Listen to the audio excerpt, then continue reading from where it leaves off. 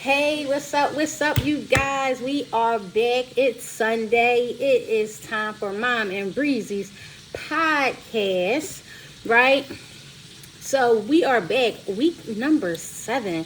We are on episode number 7 of Mom and Breezy's podcast. So, as you all know, this podcast is an open forum for any and everyone, for parents and children, for moms and dads, for moms and daughters, for daughters and dads. It's for the family. It's for everyone. This is a no judgment free platform. We are on here live each week discussing different topics in the community, different topics that falls underneath the roof of your homes, and just different things that we're all dealing with as a whole, as a collective in our communities and in our households, and just able to have open dialogue and conversations about what is going on out here today and in our homes, and why is the world is in such shambles, and why is household so broken up and so divided. So we're here to tap into what goes on with us and our family and our dynamics of all these different topics, and give you guys some scenarios of some things that has happened with us and our family and ways we deal with it, right? And then maybe this is some good advice for you guys that you can go and utilize for your families, or for a family that you know that might need the advice or some help or some support. As we said before, this is a judgment-free zone. So if you have something to suggest, or a comment or a question, tap in, go to the bottom of the screen and tap in your comment. We don't take anything personal here, and we hope in our efforts are not to hurt or hinder anyone either, or take anything personal, hurt anybody's feelings as well. As I said, first thing, order of business, right? If you did not catch our last episode, please go to my last post here on Facebook, the last video from last week's episode. Click on it, like it, subscribe, share, hit that notification button. Help us get to 50 subscribers so that we can start live streaming on Facebook and live streaming on YouTube, right? So help us reach 50 subscribers so we can start live streaming. We need your support. So go to that last video, click like, share, subscribe, hit notifications, so when we go live, you know that we're going live and you never miss a live video, a live show. So with that being said, I'm Mom. I'm Breezy. And we are here today, episode number 7. Blended families today is our topic. I think that's a pretty good topic to, start, have some dialogue on. I know many people might have a lot to offer with this topic, within their households, because a lot of our households are blended families. So we have a blended family, right? We have me and my husband, which we both came into our relationship with, children. So that made us a blended family. And it's good, it's bad, it's ups, it's downs, it's all adaptive type things that has to happen and occur while having blended families. So we're here today to talk about our blended family and how we make it work for us. Somebody out there might be needing some advice on how to make it work for them, because they don't know how to make it work, or they've been struggling to get it to work. So today we're going to talk about blended families. And guys, today we have a busy day, so I'm like multitasking today, but I'm here, I'm live with you guys. I didn't want to miss our live video, so I am cooking dinner at the time, so I might be popping in and out. But we're going to let Breezy start with what's her thoughts on blended families. Go ahead, Breezy. My thought, I would like, I don't, it just really depends on that particular family on both ends. And I feel like in my mind, that's not something I work to strive for, is to be a blended family. I kind of like want to, but because I feel like it puts a lot of stress on the kids or whatever. I feel like it put a lot of stress, and especially if they're young. And then also I feel like stress, especially if it's not carefully put into the child's life, not just boom, like, all right, this is happening, this is what's going to happen. I kind of feel like kids need to be able to adjust to it, you know? And then at a young age, some kids don't really know what's going on and stuff like that. So a lot of confusion can come when all of a sudden now they just got this new sibling. Because, you know, like my mom said, I'm a part of that blended family. So I can speak for me and my brother. Not speak for him, but like I can speak for me and my brother, which is my stepbrother.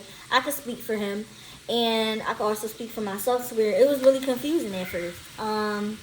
It was definitely really confusing, and it was like really strange because it was just like, okay, I went from me and my mom and my little brother, and then now I have another brother, and I have a man living in my house because at the time that's what it was. They're married or whatever. They got married. Boom. Now that man, that boy is living with us now. And I feel like it was a really confusing time for me and my stepbrother because, you know, I think us being young, and then we're so used to this and that, and then also us being young, cause you know, like blended families come like is based off of you were originally a family with someone else, and you created one. So now he thinking, cause I don't know if this is what he was thinking, but it's an assumption. Like I'm thinking, oh, I want my mom and my dad to get back together, hoping for that. Now it's this man who comes in, and now that's not happening. And then with him, it's like, oh, now this girl, and she's my sister, and it's this lady who's now taking care of me, and I wanted my mom, and I wanted my dad and my mom to get back together. I think it was just really confusing. But yeah, I feel like that's not something I strive for. But I think you're supposed to strive different from what you've had.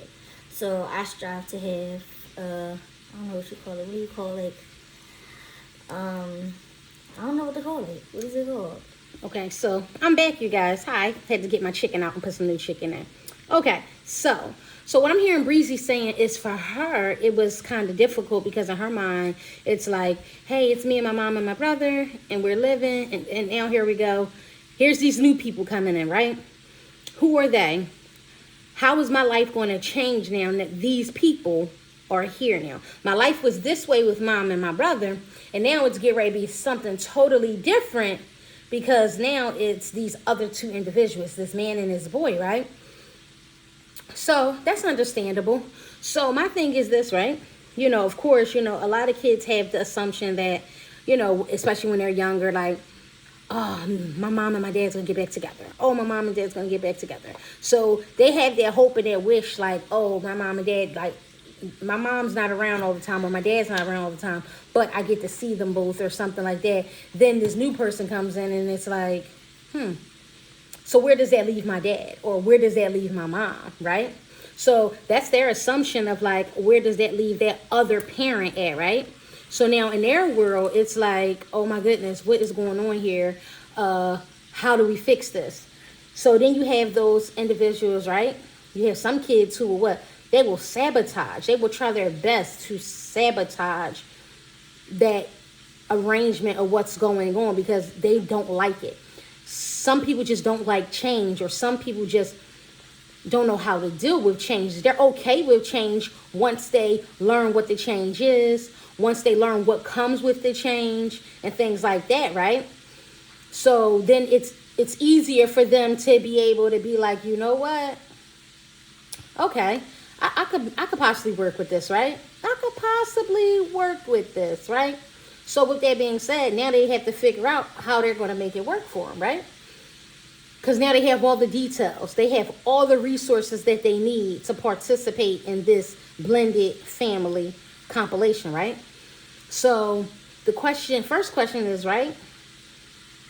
Is there a right and wrong way to blend a family and how you should make that move to make a blended family? Is it like, okay, mom meets guy, you know, they hit it off. Mom has children, the guy has children. Now they decide to have this relationship, and now it's time to move forward with the next phases and next steps in life or whatever. Is there a proper way to start a blended family? How So do that's a question for you guys. I have Like a those question. who are live in the video. Thank you guys. Welcome, welcome, welcome. Thank you. Come on in the room. This is episode number 7, Mom and Breezy podcast, and this is today's topic is blended families. So you guys give me some of your thoughts and feedback on what is the proper way to introduce a blended family? Like how do you make that move? Is there a right or wrong way to do it? What I have is a your question. thoughts? How can you properly introduce that blended family and you're Muslim? Because I feel like that was our biggest struggle too, is that they had an Islamic marriage. So the way my memory is, because I was young, it was we met them, boom, next thing you know, they're married, and now I got a brother. We meet him, and I remember we met him like Target or something like that, right? We was going shopping. That's what I remember. So then, because they married Islamically, it was kind of rushed to us, and it was kind of like, oh my gosh, boom, now I got a brother, now I got a dad, but I already have a dad. So it's like mind blowing. Okay, Was or so- should there be a period of preparation for bringing the two families together? So, Miss Gail, good question. So, could you help elaborate with us with that question? Like, so what are you saying? Like, should there be a period of time for preparation for bringing the two families together? Is that your question? If that's the question, if I'm understanding it right. So, for me, should there be a certain amount of time? Is there a particular way to prepare each other for meeting each other for this blended family situation? So like for me, for us, I can give my feedback on like our family and how our blended family began, right? So me and my husband, we knew each other from middle school. We knew each other, we grew up together, we hung out, we went to school together, went skating together, things like that. But of course in life, over time, we went our separate ways. He went his way, I went my way. Years went by, and at some point we reconnected, and it was just like, wow, I was looking for you, you were looking for me, we were looking for each other, right? So it was like once we caught each other's eye again, it was almost like one of those things like we just automatically clicked again. We start having phone conversations briefly, and literally within 6 months we were married. From reconnecting, we were married. It was just one of those things that we felt like strongly. It was inevitable. It was meant to be. The connection was just there, right? So that's what happened. So now our families are now blended. So within 6 months, we're now this blended family. We're married. Yes, we were married Islamically, but we are also married legally as well. So it was Islamically style wedding, but we do have legal marriage license for our marriage as well. But nonetheless, with that being said, like, I don't know, maybe we missed a mark or something. Maybe we should have did some kind of transition a little bit differently. But how do you do that? Than how That's we your did religion. it, right? To make everyone comfortable, the adults in the situation comfortable with the children comfortable with the situations with the adults, right? So maybe we did miss something, but that is how ours happened. So we're here talking with you guys, and maybe we can help another family who may be going through this currently and trying to figure out what's the next move and what's the next best move for them and their family. Of course, the way we did it might not work for the next family, or it just might. How do you prepare the children for the change? Exactly, Ms. Gail. So that's our question. For me, I would say, of course, introductions, hang out, things like that. What I can say is, it's like for like my husband, for just a perfect example, he came back around, it was November of 2010. And literally around that time, Breezy was about to turn probably 6 years old, 6 or 7 years old, right? And in that timing, right, automatically, like almost the first meetup, it was her birthday, and he did everything for her birthday. We went skating, we went out, we hung, we had cake, we had ice cream, we had food, we had this, we had that, we had gifts, everything. And he paid for absolutely everything. So that was more so his first introduction, like, that quality type time introduction with the children. And that first introduction was him basically whining and dining her, so to speak, right? So that was kind of, That was kind of our, the introduction for him and for the children. All I remember is that day we was in a car and we took that car ride, and that's when I remember we you first had met that him. dog cake. Remember the white poodle dog cake? No, I do not remember that. And you had, All that, I remember, you had that green coat on with that white sweater and that brown skirt and them boots. Yep. But that was pretty much like our transition for the children and that blended relationship. And then things just took off from there. It was more time spent in the home. It was more time spent out in the community. And then, like I said, then 6 months later, literally, we were married. And then here we are, almost 11 years later, almost married for 11 years and together for 12 years. I literally remember. The only things I remember, and that's the thing with it. It was because I was so young. The only thing I really remember. Gotta pop out real quick, guys. Gotta check my chicken. The only thing I remember is my mom said she wanted us to meet somebody, something like that. We met him. Boom. We was at his house, and his dog attacked me. Not in a bad way, but his dog tackled me, and then next thing you know, I'm walking, throwing flowers. That's all I remember. And I think, yeah, it says, was the other parent against her child being around y'all at first? So we're gonna get to that next. We'll get to that next. But we'll get into more detail on that next. But yes. And I feel like, yeah. And that's why it's like, I feel like that's why, I feel like after they got married and stuff, they had to make us hold hands. Me and my brother, they had to make us hold hands and stuff like that. I think it was because it was just so confused. Like, yeah, your dad stole my mom. Oh, yeah, your mom stole my dad. Like, you get it? Like, it's not how old are you? How old am I? Oh, I'm 18. I'm 18.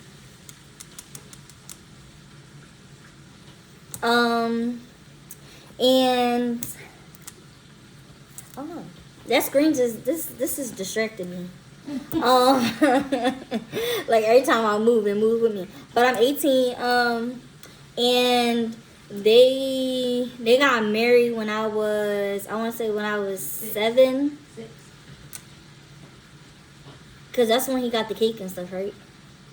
It was when I was about to be 7. You were turning 6 when we got together. Mom, I was not turning 6. Mom, I was not turning 6. Or 7. Yeah, I was turning 7. Cause then we went skating. Mm-hmm. Yeah, I was turning 7. Cause that means Butter would have been 4.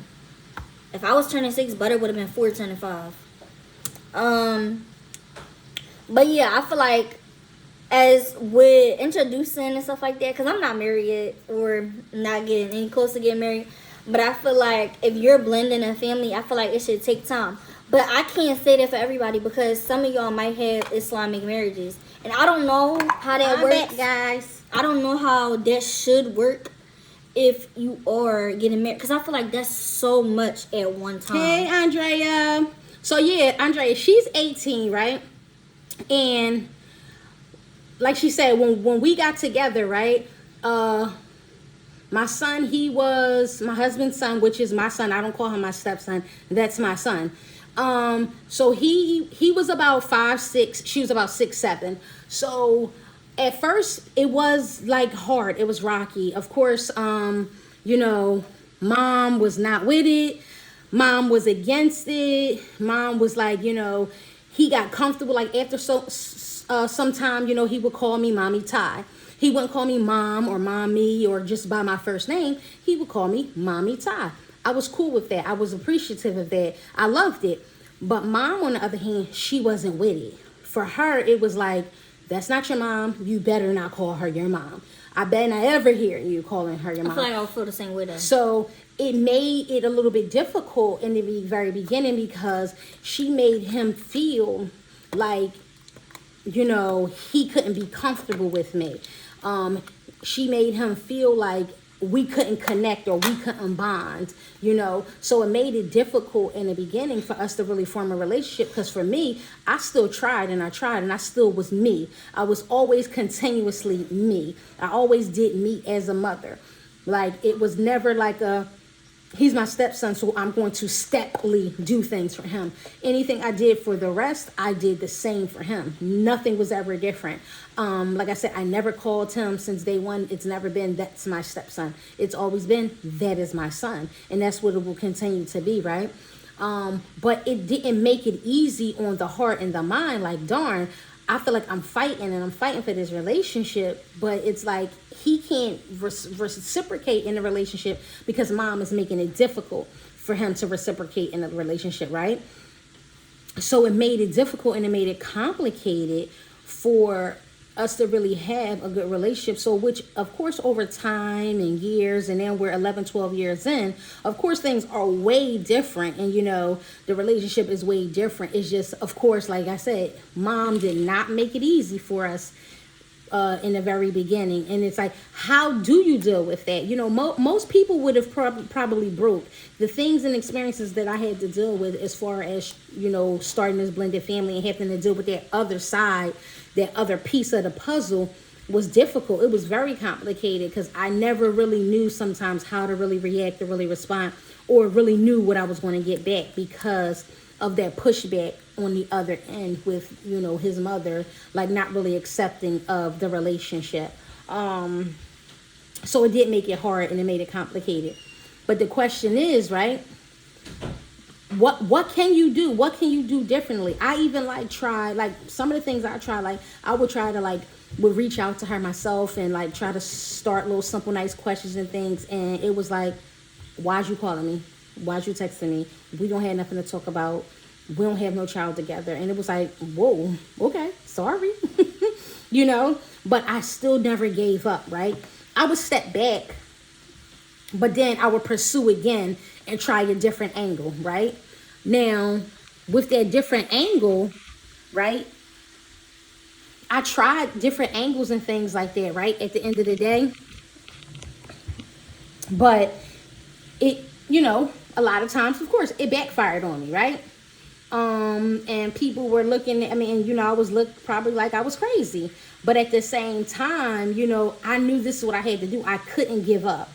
Because it was a little, at that time, it was a little person whose heart and all of that stuff was involved in this. And so for me, I was still willing to do my best to be the best that I could be. Did she come around, or did your relationship just happen on its own? Now, two things. First, our relationship did just happen on its own, right?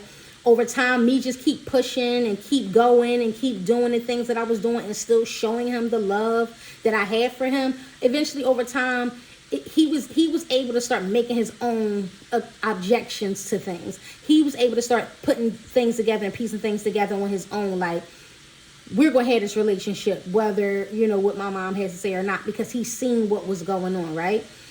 And then over time, she kind of, started, being a little more open with things. Like if he was home and he was on the phone with me or something, he wouldn't say bye, mommy Ty. He would just say, okay, bye. But when he was here at the house with us, he would call me mommy Ty. So he kind of started knowing and understanding how he had to, which was difficult for a kid. He had to almost play two separate lives, right? He had to be one way at home with his mom, and then when he came here, he had to do, be something else. You know what I'm saying? Because he felt uncomfortable because mom made him feel uncomfortable because mom was telling him, you better not say this and you better not do that because that's not your mother and she's not this and she's not that. I'm your mother. Which I never stepped in the picture and saying I'm your mom, I'm taking her place. No, I always wanted to include her, but understand, this is my husband now, so I'm included on everything. So whatever is going on with him, I'm a part of that. And that's how we felt, but that's just not how she felt. But eventually, she did start coming around and things are totally different. Of course, 12 years later, right? It should be. I'm glad it is. From what I'm hearing, the plus side is that both of you did know one another, and by the time you got together, you had been through some things and had matured to the point of being successful, even with the challenges. You know how to reason things out, rationalize it. I'm so proud of the woman you have become. Oh, thanks so much, Ms. Gail. Absolutely. So that was the plus with me and my husband, right? Is because we knew each other. We went to middle school with each other. So when we first met each other, we were what, 12 and 13 years old, right? So we knew each other for years over, time or whatever. It's just, of course, like I said, life happens and everybody grows up. They graduate, they go on about their business, goes about their lives, move to different neighborhoods and things like that. And that's just what happened with us. We parted ways, and when we parted ways, it wasn't in a negative manner. So when we reconnected, it was almost like we never left, because it was almost like, hey, what's going on? And that connection was just there, right? And we were able to form this blended family, right? And we knew it was going to be challenging. And it was challenging. It took a whole lot of blood, sweat, and tears to get through this blended family, right? Because it definitely wasn't easy, because we had these two, yes, he only had a son, Andrea. Yep, when we came into the relationship together, yep, he only had the son. Right? So it was so hard and it was so complicated, right? That it wasn't easy. It was days where, like Breezy said, like her and him used to, like, they couldn't stand each other. And I really feel like she explained, it was like one of those things, was like, he felt like, my dad over here with you, but not home with me, right? Not understanding the dynamic of that. Your dad and your mom just aren't meant to be together, and they can't be together. That's why they're not together. But that doesn't take away the love that they had for you. And then the same thought she was having, like, this nigga here with us, but my dad not. What's going on here? You know what I mean? And at this point, it's like, how do you ensure your children that this blended family is going to be the best thing I think for time us?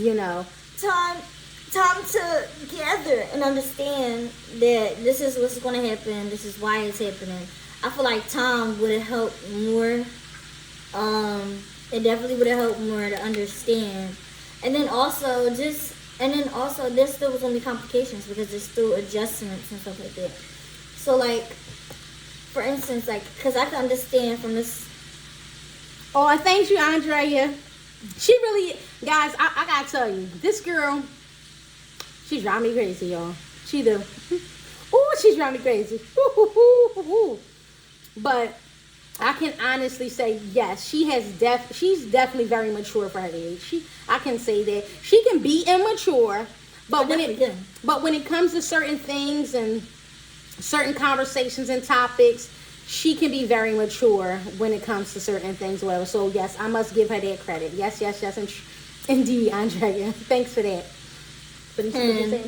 Like, for instance, like, cause I get it, cause that's my brother or whatever, and I could kind of understand. He talked to me, and I feel like sometimes my brothers, they're so chill and they don't say nothing. They kind of like, they get yelled at, they don't say nothing. They just kind of chill. But they do talk to me, and I don't say much or whatever. I just kind of give them advice, try to like talk to them and stuff like that. Just give them a listening ear, but they do talk to me. And I feel like, just like, how like with Simpson and stuff like that, when I would go over her house, and how it would be a difference over there. Like, I could drink soda, like a little silly example. I could drink soda all I want over there, just pop cans and cans and cans. And then when I come over here, it's water. Mm-hmm. And then I was drinking, right? Mm-hmm. So something like that, like. Was she like you in school? Oh, she worse than me, Andrea. Woo-hoo! She was worse, baby. What's that mean? Andrea, we know she was worse. She was worse than me. Worse. Go ahead. Yeah, y'all gotta be stopped. Perhaps it's the other parent being insecure in their role as a parent that caused them to. Perhaps it's the other parent being insecure in their role as a parent that caused them to feel threatened by the new parent and the situation. No, she wasn't. Don't lie on that, baby. Ty.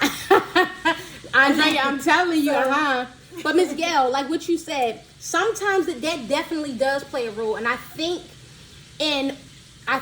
with our situation, I want to say that at first, I think it was more so like mom might have still had hope too for the relationship with my husband and her, Or it could have just been maybe. I'm not giving him the same thing that y'all able to give him. That family dynamic.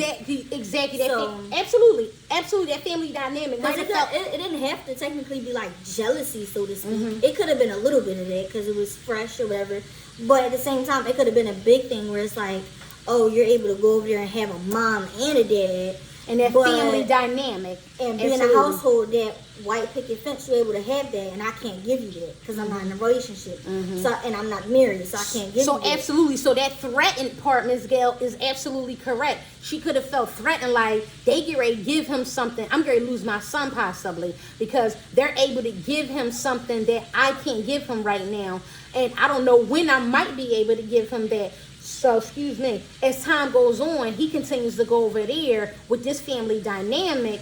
And then the way he comes home and have conversations about what they did and how they did this and how they did that and blah, blah, blah.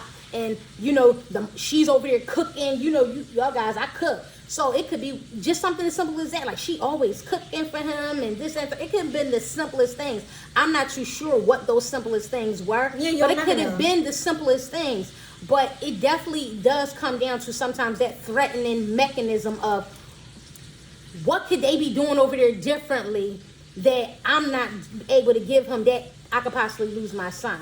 But like what you were saying. I didn't finish. So, like the instance with the example with the sodas and stuff like that. For example, like over his mom's house, as we've talked, over his mom's house, he able to do this, he able to do that. He able to just go here and go there and basically do him, so to speak, once he got a little older.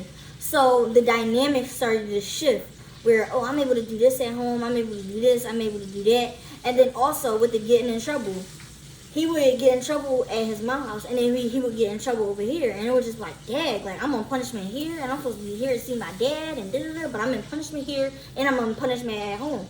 So I guess that kind of split the family dynamic as well with that, because I could kind of get that, like, because for example, like another example, I would go over a family member's house and they'd be like, oh, you ain't do nothing wrong and da-da-da, but I would come home and it'd be a whole different story. You get what I'm saying? Like I would come home and it would be a whole different story. So I feel like also with preparing your kids for that family thing, it should be figuring out as a unit what everyone's going to do, and also for that preparation as well. And time, I feel like in order to prepare somebody for something, time, because like for instance, like you can't prepare somebody for a 150-page test with 5 hours, right? Like, so I feel like with just that in itself, I feel like time helps. I feel like a lot of conversation, creating like a system. Because if one parent is saying one thing and the other parent is saying another, or if, in my case, if I have my dad on this side, or because I mostly have family members that I was going through with. Isn't that funny? Wouldn't it be the parent and the parent? But I had family members that was going through this. And I feel like with having family members who telling you one thing and then telling you another, and then everybody else, I feel like everybody else needs to get adjusted too. It just takes time, because there could be family members who be like, dang, like, oh, now it's this new man, and now it's this, now it's that, and it's changed. Because I've had conversations with family members like that where it's like, oh, it's this new man, and da-da-da. So I feel like everybody just needs to have time to get adjusted to everything. But at the same time, I'm happy for my mom. She found the love of her life or whatever. And how she did it is how she did it. They 11, almost 12 years in. So it's no rewind, no, it's what's done is done. But I feel like for future people, I feel like give your kids time. And especially if they're young. Because like I said, my mom just told me something. I was told this, but like I don't remember it. Like, because I was young. So I feel like conversation, time, and effort, and organization, and everybody working together. Because what you say, Mom, it take a village to raise a child. Absolutely. So I feel like that village, everybody just needs to help. Like, I'm not saying yelling at my kids. So what I'm hearing Breezy saying, sorry guys, I'm back again, had to go check my chicken. So what I'm saying is, we're hearing Breezy say, right, is basically like, giving time, which I believe that's time. For me, I'm going to say to a degree as far as involving other people outside of the children in the household and the other parent on the outside. You don't gotta explain nothing to them. I'm just saying, just adjustment in time. You know, I don't feel that other people on the outside should have to be a part of the adjustment process, because everybody's gonna have their opinions about stuff anyway. So you might have some people like, well, your mom just started dating him and they together and now they're married and now these things are changing. Things change.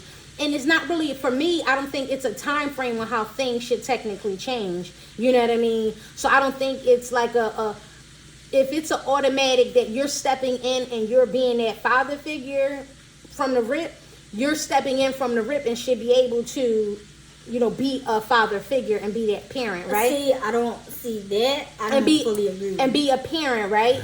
Because it's like, you know, for me, I feel like, you know, if I'm able to help financially take care of you and you're not my child, that I should be able to discipline you and chastise you as well as being an outside individual. Because it's like, what's my point and what's my purpose as an additional parent? Okay, so we're together, right? We get married. You bring a son into the marriage, right? And I'm helping with him financially. I'm helping him mentally. I'm helping raise him all across the board, giving him good advice, guiding him. Not right away though. Guiding him, participating with things with him as a parent would do, and different things like that, right? So it's almost like, so why don't I have a right to tell him when he's doing wrong or what he's doing wrong, or guide him or redirect him and things like that, right? I feel like I should have that right. If I could do all of the other stuff, I should be able to do the other part too. For me, it's not a half and half. It's like you either all in or you're not in at all, right? That's just my thought. Anyone else can chime in and, you know, give your thoughts and your opinions on what you might think will work for you. You know, because what works for me might not work for the next. And what works for you might not work for me. And we're here to agree to disagree. And it's no hard feelings or anything like that. And we don't take anything personal. And I hope you guys don't take anything personal either. Because I'm not telling you guys are doing anything wrong. And I hope you guys wouldn't tell me that I'm doing something wrong. But nonetheless, you know, that's just my thought process on it and how I see it. It don't mean it's the right way to go. But that's just how I see it. So for me, that's a blended family. And like what Breezy was saying, I'm going to touch on that, is like, that's what makes it hard when you have blended families, all right? Because when you have the two separate households, right? He's at home with his mom, and things are going like this. But then when he comes here, things are going like this. So for him, he's like between two households. It's like, well, when I'm home, I could do this. But when I'm here, I can't. Or when I'm home, I can't do this or that. So now it's a distance. And then it's like, okay, so depending on what it is, right? It's like, well, I'd rather be at my mom's house for this, because for this, I could do this. Or then it's like, well, my dad's house, this works out for me better here, so now I'm going to be here. So it gives that tug of war, you know what I mean? It makes it that uncertainty and that uncomfortability, and that's why I feel, too, it should definitely be that communication between those two parents, so that it makes it easier for that child, so that child doesn't feel like, not saying that, you know, he should be able to tell her what to do in her household just because they have a son together, but they should be meeting each other some kind of halfway point of understanding, like, listen, you know, at home, as far as like drinking soda, I mean, that's one of those things, like, they can have a conversation, like, for his health reasons, like, I would like it if, you know, we kind of work on, even when he home, not drinking so much soda and more water, and that's more, you know, being healthy, on the healthy side of things. Now, as a parent, I don't see why another parent would be upset with that and be like, what? I'm going to let my son drink soda if he want to drink soda. You know, at your house, if you don't let him drink soda, oh well, but at my house, I'm going to let him. I think that's a silly argument, because at the end of the day, both parents' ultimate goal is the health and safety of their child, right? So if that was something that they were arguing and debating about, I think that that's silly. I don't think that that's not something that they could compromise on. I feel like that's something that they should be able to compromise on, that, all right, I'm going to limit soda at my house too. Now, I ain't saying I'm going to say he can't drink soda at all, but at my house, we drink soda. You understand what I'm saying? So something like that, simple. it's like one of those things. But like when it comes to like school or hanging out with certain friends and different things like that, right?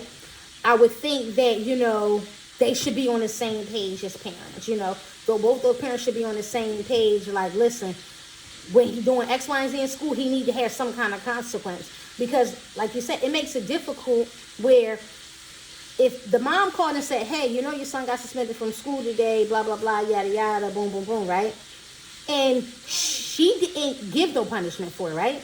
But when he comes to see dad gives him the punishment because dad feels, why did you get suspended from school? You shouldn't have been getting smart with your teacher. You shouldn't have gotten in that trouble. You shouldn't have got suspended from school. So now it makes that relationship harder, right? Because now he feels like, well, mom don't say much to me, and I barely get in trouble with mom. So, of course, it's going to form that strain in the relationship, right? Because now he's going to feel like, yeah, mom let me get away with more. Dad doesn't. So I'm going to rather stick to this than that because it's that dynamic. So if that relationship was there to have that understanding of that complex of the relationship, I think it would make things a whole lot more easier. But like I said, these blended family relationships, they're very complicated. They can become very complicated as long as you are in a positive role at all times. Yes, both parents should meet for directions. Exactly. They should meet in the middle to say, hey, this is what happened. This is what I think. This is my thought. And come together with that thought process, right? And then come to some kind of medium. Not saying they're going to totally agree on everything, but if they come to some kind of medium, I think that would best help the relationship and not make that kid feel confused either. What's yours?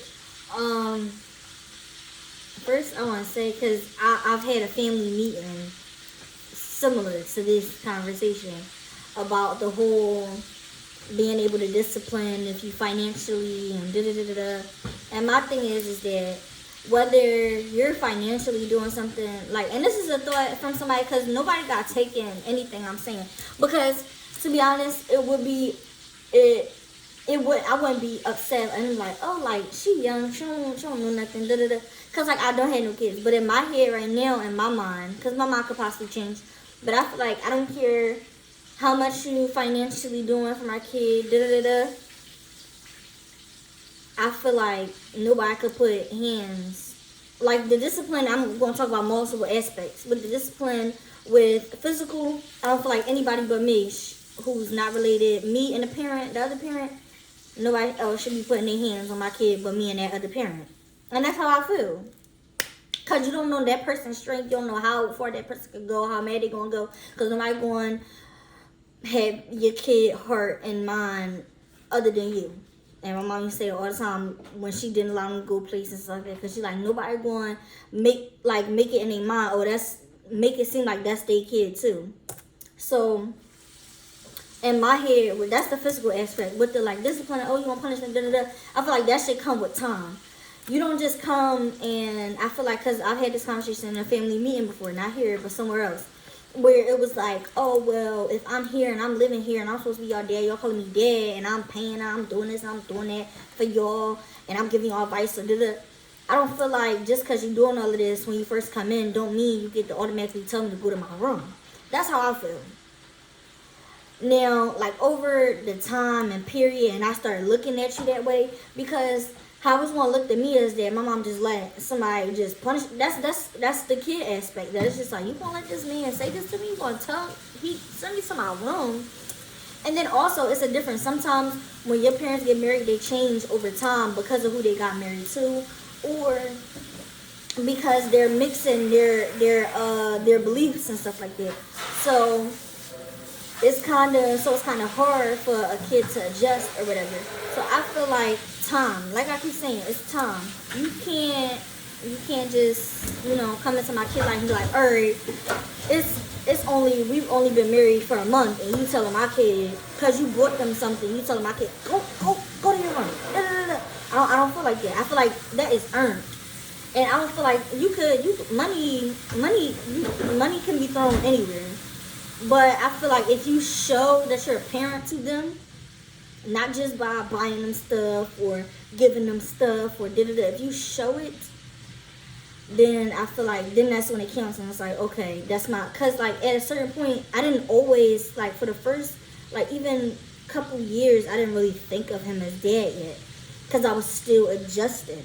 So I felt like to be disciplined right away, it was kind of like it. I just feel like it was rushed, and that's just my personal opinion. And So, like, so for you, so of course, like you said, time, right? Things take time. Everything takes time. So in your mind, because let's just say it took you 4 years to really adjust to like, okay, this is who my mom is with. They're married. He's not going nowhere. This is my dad figure. My biological dad isn't here. He's not around. He's not coming back. So if it took 4 years for you to get that adjustment, it should have took 4 years for him to be able to tell you to go to your room because you didn't do your chores. what does right. he get out of disciplining me that you can't do? What gets, because if I did something bad in school and you can't tell me go to my room, what does he get out of me, of him doing go to your room instead? What does he get out of it? But that's the thing. When you get married, that's the purpose. That's a part of the journey in getting married, right? Is you get married for that support, so you don't have to do everything by yourself. So you're not parenting by yourself. So you're not taking care of the home. Is disciplining. So you're not taking care of the home by yourself. So you're not paying all the bills by yourself. That's why you get married. For those, some of those are the key components to getting that companion. Is so. She said, turn up your sound.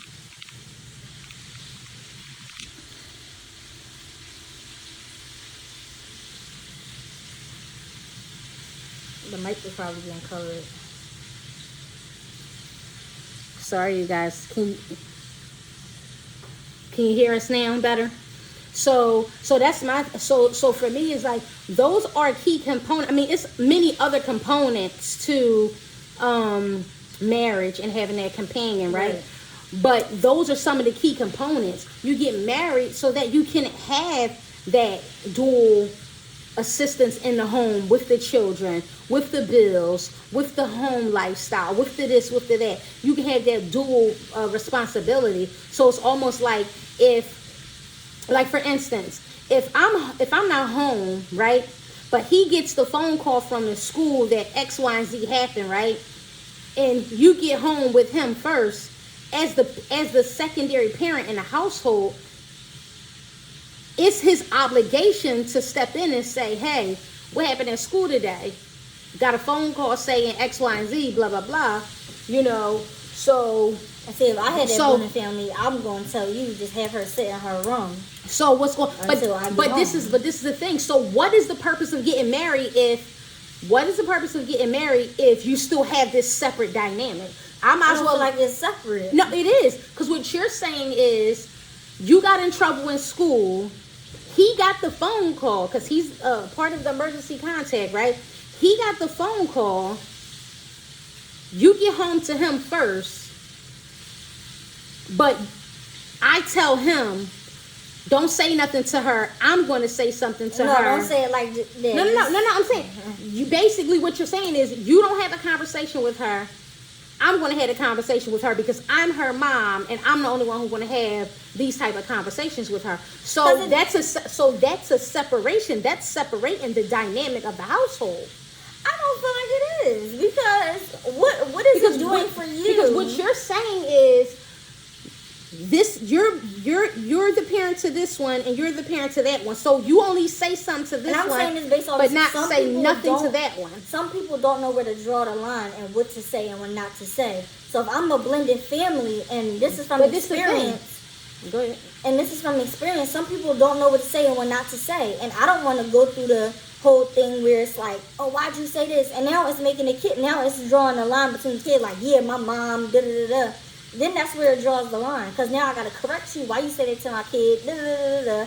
And now, and my kid over here, now it draws a line and it separates them. Because now it's like, yeah, my mom said that. You better not say that to me again. So instead, if it's my kid, especially if it's a girl, you just better not say nothing at all.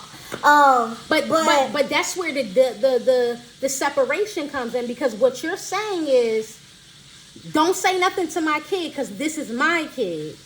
only say something to your kid. That's what you're saying. But on the same thing, it's like, don't say nothing to my kid because it's my kid. Don't discipline my kid. Only discipline your kid. But make sure when you go out to that mall and you buy all the kids something We're from both, no, we're both gonna do that, something though. from the mall. No, we're not. Financial don't do nothing. Cause if I go to the mall, I'm gonna go out and do that for your kid. And me, I'm gonna stick with what I say about my kid. That's your kid. You discipline them. I don't have because some people don't, like I said, some people don't know how to draw the line. Some people don't know, like whooping your kids or gripping them up. And some people don't know how to draw the line.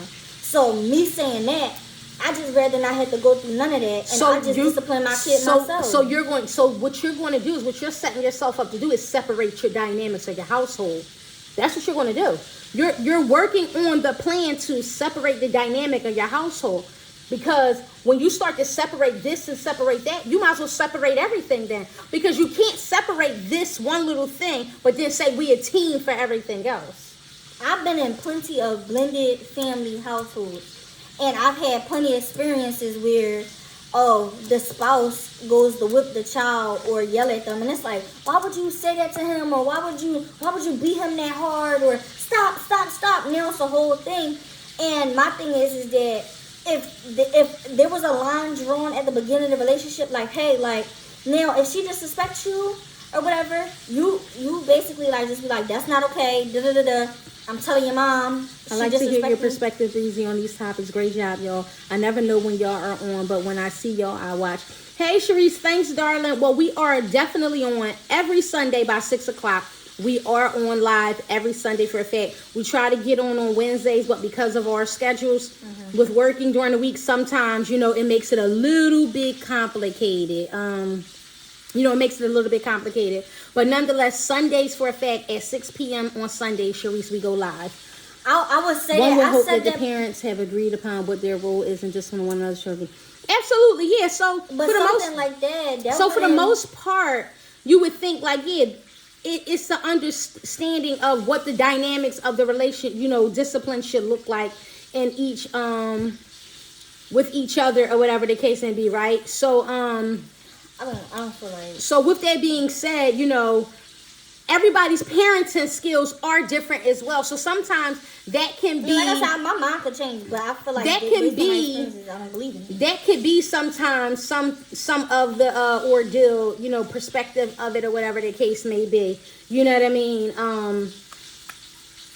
But, because everybody's parenting isn't the same. And sometimes you need that separate type of parenting because I could be soft on something where I should probably be a little bit harder with. Or vice versa, the other parent or something like that. We could talk about that. We could talk about it. Or whatever the case may be. Like talking to the, discipline, just like you said, you explain that to me all the time. Disciplining and talking to your child is different. Now, if we get together and we talk to our child and we're not, because I don't like the lecture thing. If we're giving them advice and then that's different. But yelling at them, you better go to your room, whooping them and stuff like that, I don't believe in that. Because that's what makes, I feel like parenting isn't just disciplining. That's not the main aspect of it. No, of course. That's not a big aspect. It's not. Either. And they said they would throw it up in the non-biological mother or father's face. And I agree with that, But that could be done even if you do discipline them. You could whoop their child and they be like, you're not my dad anymore. I'm telling my dad. That could be an aspect too. Because me, I strive to have someone and have a child with someone who's going to be willing, even if we don't work out, who's going to be willing to be in my child's life. So if that's the case, then it creates drama and chaos, right? So I just rather, okay, if the father is in the life, that's how I clear up. If the father is in his life, me and the father discipline the kid. I don't feel like that. That's your choice. That's your choice. My thought with that is that's your choice and that's your opinion. But my thought with that is what you're doing is you're automatically setting up your household to be divided. And like my mom said, what you're setting that household up to be is to be divided because what you're saying to those children are, I'm your mom, so I'm only going to talk to you and discipline you. You're not, and you better not. So now that child knows, which it could be a 50-50 type thing, like you just said. But with that part, it's like, well, you can't say nothing to me anyway. that starts to set a tone that no matter what I do, right or wrong, you can't you can't say nothing to me anyway. Ha ha ha. You can't say nothing to me because my mom made it clear but you can't like discipline me. I'm still gonna draw the line that this is still somebody who's gonna be in your. It's still gonna draw that line where it's like you don't disrespect them, but they can't say nothing to you when you do something wrong. That's what you're teaching them. If a school call, that's what you. No. My husband about something that my child did. No, answer what I said though. So what you're saying to that child, right? I want you to respect this other adult.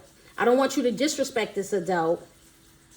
I want you to listen to this adult. Well, not even really listen to this adult because, well, I guess listen to this adult, but they can't tell you when you do something wrong. They can't check you when you do something wrong. No, I don't believe in that because you could go too far. Like I said, if anybody goes too far, my child. So if your kid you're in a relationship, married, just in a relationship, and y'all under the same roof, right? And your kid does something wrong in a household. You want your significant other person to say, hey, pick up the phone and call you and say, hey, Breezy. I want my kids to be that scared of me where it's like, I'm about to call your mom. Something like that because, like I keep saying, people go too far. That's what I'm saying. People go too far. They say stuff that go too far. They do stuff they go too far. And I don't trust nobody. So my thing is that, so if I just you're going to teach your children that you're going to split the dynamic of your household. That's what you're going to do. I don't feel like it's going to be splitting the dynamic. But, yeah. How not? If you're saying because like I keep if you're saying what do you get? What's the joy you get out of disciplining my kid? Like I don't get it. Like I just so if your kid is sitting here doing something bad, they're supposed to just watch him, or they supposed to watch him. So if your kid call me. So if your kid is turning on the stove and lighting stuff on the stove and trying to set fires, they're just supposed to say, "Let me call your mom." That's disciplining them. That's not disciplining them. That's redirecting them. Disciplining them is different. Redirecting is don't do that. Okay, that's different. Discipline. I'm talking about discipline. And they do that, and they say, go to your room until your mom come home because you doing too much or whatever. That's disciplining them. So they shouldn't say that either. They're destroying. I just said. That's what I just said when I said if the school call, tell them to go to their room until I come home. That's discipline. That's a form of discipline. But I'm saying it. It's still a form of discipline. Oh well, then I guess it is. But I'm saying it. If it don't come from my mouth, don't say that to my child. That's how I feel. Because they can live under the same roof together. They can help pay the bills for your child. They can help take care of your child. They can love your child. They can give your child love, affection. Right. Monetary stuff, non-monetary stuff, but they can't discipline them. Okay. That's what I'm saying. What's the joy do you get out of disciplining my kids? I mean, that's just how you raise children in a household. That's a part of that village. It takes a village to raise a child. If my child is walking down the street and someone sees my child doing something that they shouldn't be doing, I will hope that someone will pull my child to the side and say, young lady, what are you doing? That's what I'm saying. My mind could totally change, but right now, but then at the same time, I don't think it would change because I have experiences with that. I don't like people going too far with saying stuff to me or doing certain things to me. So guess what? I know how that could feel. So I don't want that to happen to my child. I don't. So that being said, it could change. That's what I said. It could change. And my thing is that me and my mom, this topic right now, me and my mom don't agree on it. This specific topic with discipline and your partner, we don't agree on it. She about to say the village or whatever, and your kid, you walking down the street and you see a family member see you doing something you're not supposed to do. Or not even a family member. I remember my mom said if a neighbor heard you on a step and started like cursing you out, basically like don't da-da-da-da-da, that's okay. Because, she's an adult. But my thing is that why is you cursing at my child? Why is you saying anything? Knock on my door. You hear on porch, knock on my door, tell me that my child doing something, I check them. But I don't want nobody to say that on my child. That's what I'm saying. I don't want nobody to say nothing to my child. I don't want nobody to touch my child. Because people go too far. That neighbor mess around, say something out of pocket. Now you got to curse them out instead of cursing your child out. it just creates extra stuff that don't need to be done. Because she gonna say something extra. Because guess what? That's not her child. So she feel like she can say whatever she gonna want to say. Because you gave her leisure to say whatever she want to say.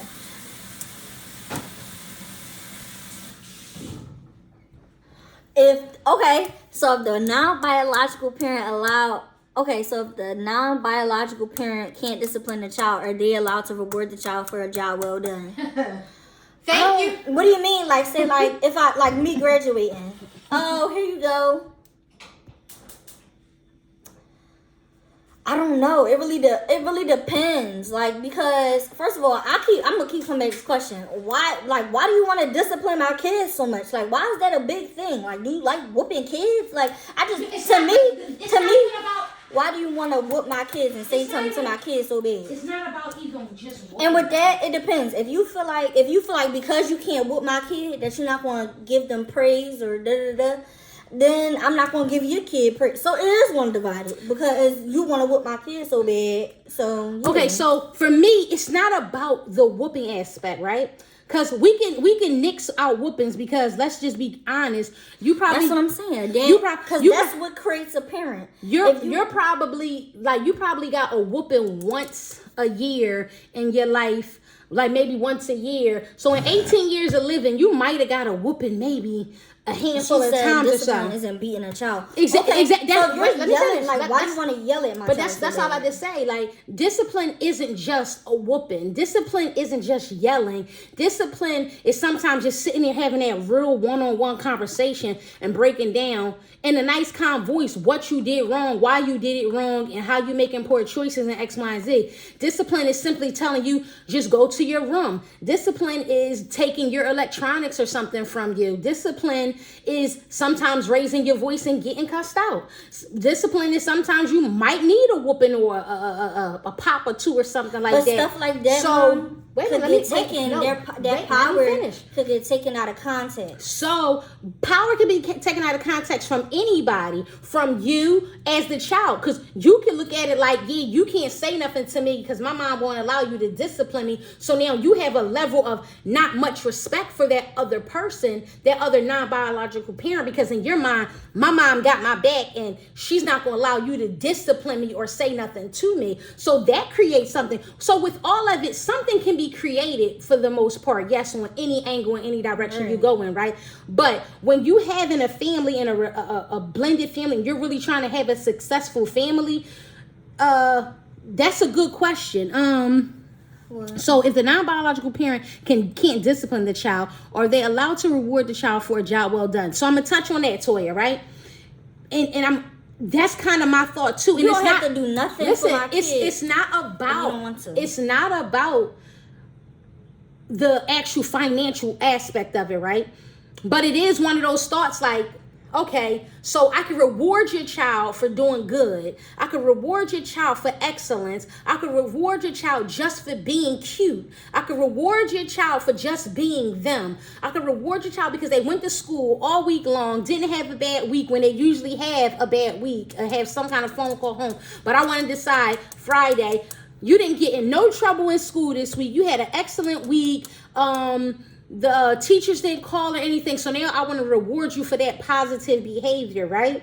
So I can reward you, but that week before, when you got in trouble and got all these phone calls home, I wasn't allowed to say to you nothing. I wasn't allowed to sit and talk to you and say, well, what happened at school today? Why your teacher called? Why wasn't you sitting in your seat? You know that wasn't okay. That was wrong. You should have did X, Y, and Z, blah, blah, blah. So now you know, no electronics this week. Hopefully you have a good week next week. I can't do that, but that next week you do good all week long and I give you positive praise and I reward you for that, but I could do that. So it's not technically about the financial aspect of, like, of course, nobody has to do anything for anybody, right? What I'm saying. Like, if nobody's the reason why you want to, if you're not rewarding me is because you can't yell at me, I'm cool. But that's not the reason why people are doing what they're doing. When you're in a blended family, people aren't rewarding you and doing nice things for you because on the back end of it, they're going to be able to discipline you. Nobody wakes up and says, okay, I'm going to buy my kids something today because I'm going to be able to discipline them when they do something wrong tomorrow. That's not the thought process at all. when a person genuinely does things for someone, when you're the non-biological parent and they're just genuinely doing nice things for you, getting things for you for your birthday, being there for you when you need a listening ear, being your support system and whatever it is you need support with, right? Right. And I just hope, you know what I mean? I just hope, inshallah, for myself, that I marry somebody who I'm going to be with for the rest of my life and we have kids together. Because based on the fact that y'all have experience with a blended family, me, based on that fact, I'd rather not have one. Because me, I don't want some kids. Exactly. A father, is someone who can help you conceive. A dad is who is there, love and direct you when needed. You know what I'm saying? And like I said, and that goes with the saying of just that, of as far as, the whole dynamic of, it's not about financial gain. Like, oh, I'm only going to do something financially for you because I can whoop you later when you do something wrong. That's not the thought process. Nobody wakes up and says this is why they're going to do something nice. I know, but nice. Some parents would be like, a pass, huh? She said a pass. But my thing is that this is the argument. Oh, my child graduation about to come up. Oh, me and my husband talking about like, oh, what we're gonna do, and he's like, well, I haven't been able to discipline or do this and the third, but you expect me to Cool. That's your thought. Cool. I'm cool. You don't have to do nothing. And that's just my thought process. You want to be able to yell. That was a typo. A parent helps a child. So not all discipline is whooping. My son didn't get a lot of whoopings, but he was still disciplined in other ways. Privileges were taken away. Discussion about how to change inappropriate behaviors for the better, etc. Exactly, Ms. Gill. James, yeah, he got in some trouble when he was growing up. But exactly, that's the point. It's like discipline is not just whoopings. It's not just you giving your child a whooping or whatever. Discipline is verbal, direct stuff, like, taking stuff from your child, like the electronics or, things they like to do. Like us growing up, Ms. Gail, we love to go skating, right? So a lot of our discipline back in the day was, oh, you not going skating Saturday. You did this wrong.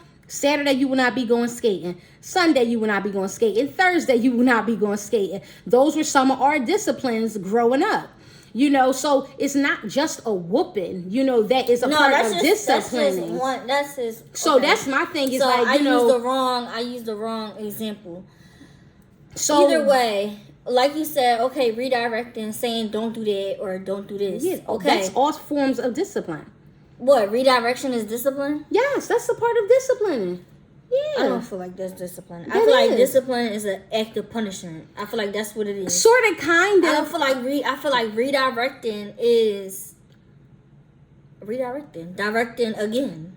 Get it? Well, like I said, it's still discipline. It's still like still the same thing. Discipline, a form of discipline. You did something wrong and they tell you go to your room. So if you're making it clear that you don't want your significant other to tell your kids to even just go to their room because they did something wrong, which that's a form of discipline. They didn't touch him. They didn't put their hands on him. They didn't raise their voice. They didn't cuss at him. Take them out.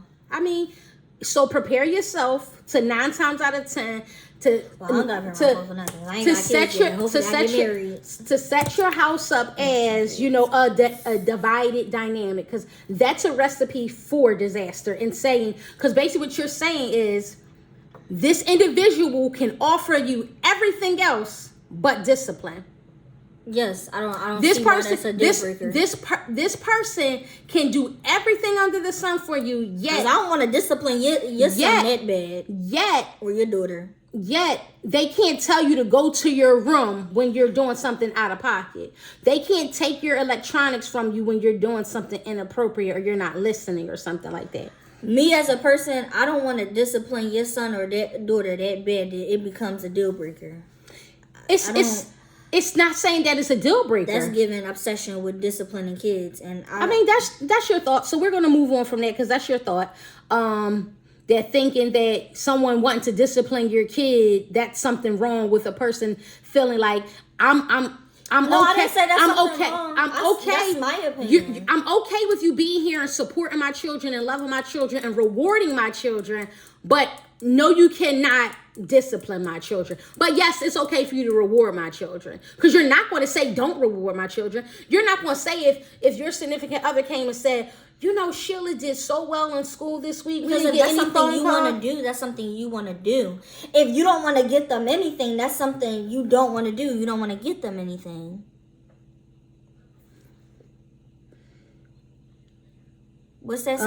When you can't let the parents in the household you are on wrong road in the workplace, it will help if you change your mindset, which I know comes with maturity. Right now, you're thinking as a child mind. I don't think it's a child mindset if I don't want nobody to touch or talk to my kids. Well, I mean, it is a child mindset to a degree, because you're speaking off of something you haven't experienced yet. So that's why it's considered a child mindset. Like, I can't give somebody advice on how to drive a CDL truck without I'm not giving y'all advice. I'm giving my opinion. Exactly. And I'm not saying, oh, well, you shouldn't, or no. I'm saying what I plan, because like I just said, it could possibly change. It's still a child. But at the same time, it can't possibly change, because it's still a child mindset, for the simple fact you haven't experienced it yet. Well, I can't show somebody how, or I can't really speak on how to be a CDL driver, and I've never driven a truck that I had a CDL license. I have to experience that, and then I can say all day long that, oh, I ain't gonna do X, Y, and Z until I experience it. Right. Like, oh, I ain't gonna never da da da da. Right. I can say that 1,000,001 times until I get into the experiencing mode and I experience it. And then it's like, oh snap. I remember. Wait a minute, listen. Impact your decisions too. Like, sometimes, yeah, in the moment though. But like I said, as a kid, you might say, I ain't never gonna whoop my kids because my parents gave me whoopings, right? Right. But then when you grow up and you have kids and you start experiencing those situations with your children, stuff like, because I'm still a kid, so to speak, right? That's in the aspect of, oh my goodness, whoopings and da da da.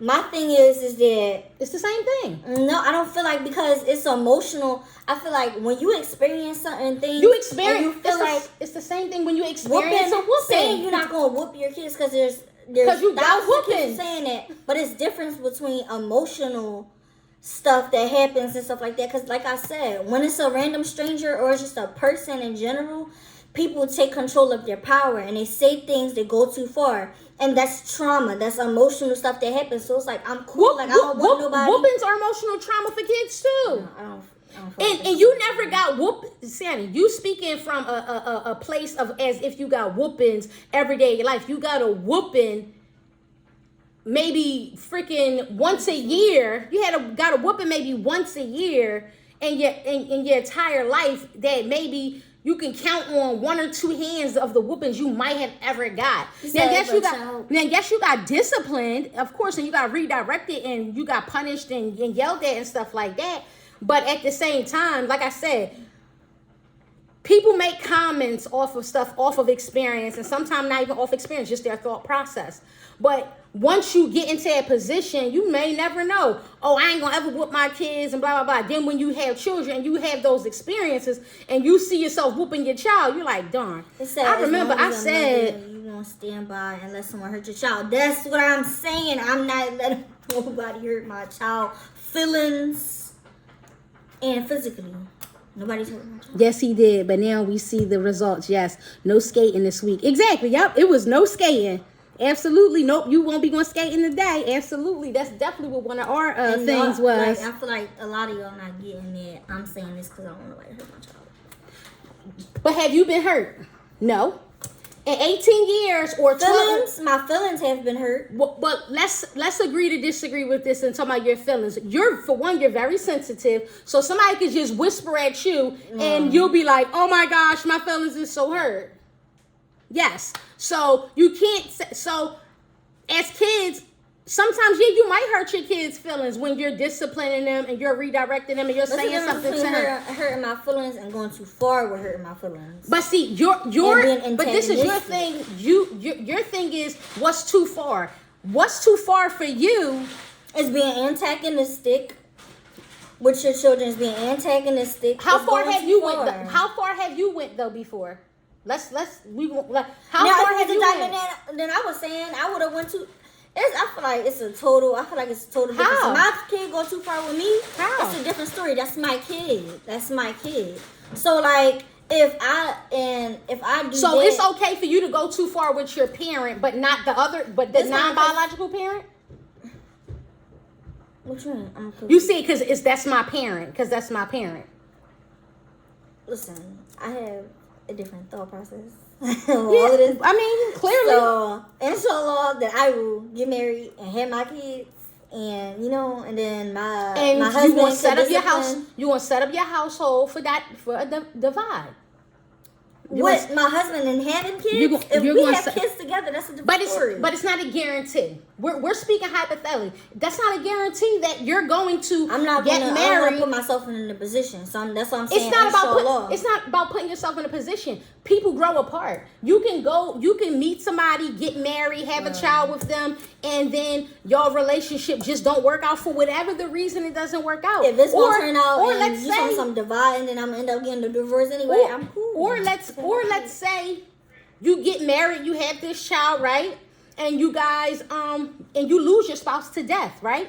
You're eventually gonna probably move on and have a new relationship. But if it's the like average this, if you saying it's going to divide and all of that, my partner going to expect it. I'm not saying it's going to divide. I said prepare yourself to possibly form a division in your household with that thought process. I'm not saying it will divide it. You could possibly get into a relationship with somebody, y'all get married, and they're understanding. You let them know, like, listen, you can only reward my children. You can only talk nicely and calmly to my children on a regular basis. But if they get in trouble and they do something wrong, let me deal with it and you don't deal with it. I'll take care of it. So if that's what the dynamic you set up for your household, and that your significant other is okay with that, cool, rock out. And I guess, and if your kids accept that and are accepting to that, and they don't take that and run with it and, make your house a muck because of those choices, it could possibly work. I'm not saying it won't work, that it's a bad idea, just don't do it. But I'm just giving you my thought process on what you could possibly be doing, and that's setting your household up for a actual divide, possibly with the children and the children itself. The children trying to divide you and your spouse's relationship because of what you set into place about discipline or this, that, and the third. I don't want to wish that on my, cause anything could happen, but I don't want to wish that on myself. Cause something like that, no. As long as a mother, you won't stand by and let someone hurt your child. Absolutely not. Discipline is required in all environments, be it in the home, school, or work. How do you feel about a child being disciplined in school by a teacher or principal? They're not a parent. Do you feel the same? Absolutely, great question. The principal and the teacher are not going to take advantage of their power. They do, though. Oh, stop it. They do. Listen, talking about they talking crazy. But they're not going to hit my kid. Are they? They're not going to beat them by discipline. They're going to suspend them. And Lord, suspend them. Listen, listen, suspend them. And that's just like the same thing. Your thought is just suspend them. You don't want nobody to raise their voice because that could go left, why are you raising your voice at somebody else's kid? That's not your kid. They just had a whole food fight in the cafeteria, threw food all around the cafeteria and stuff. Come here, Charlie. And all you do is say, come here, Charlie. Let's go. Here go a pink slip. I'm calling you and just go home. And boom, you're suspended. Go home. And now I deal with you when you get home. Why do you feel like? Why do people? I don't get that. I never will get that. Why do you feel like that you have the power to yell or discipline somebody else's kid? I will never get it. I will never get it. I will never understand it. Never understand it. Don't understand it. Will never understand it. I don't believe in it. I don't care for it. I haven't never cared for it. I don't. Now you, Charlie, let's go. Principal office. You're suspended. I'm calling your mother. Let's go. Then yeah. But I'm the parent though. I'm the parent. You told me I'm the parent. So you're over teaching them. But that's the thing. The parent is not the only person who should be teaching a child. That's where the village comes in at. Not only the parent should be teaching the child life things. Is discipline. Exactly. That is discipline. Absolutely. Okay. That is discipline. Okay. Technicalities.